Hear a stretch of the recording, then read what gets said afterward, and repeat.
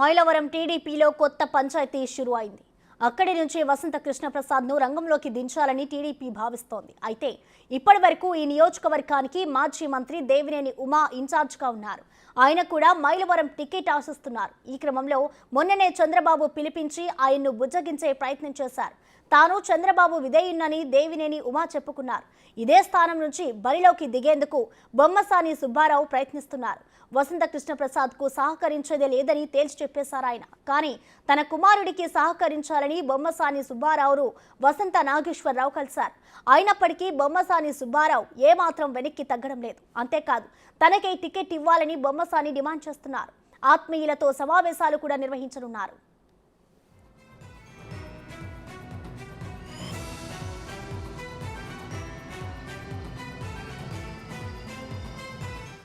మరోవైపు TDP ticket దాదాపుగా ఖాయంగా కనిపిస్తున్న వేళ వసంత కృష్ణప్రసాద్ వరుసగా టీడీపీ నేతలను కలుస్తున్నారు. తన గెలుపు కోసం సహకరించాలని అభ్యర్థిస్తున్నారు.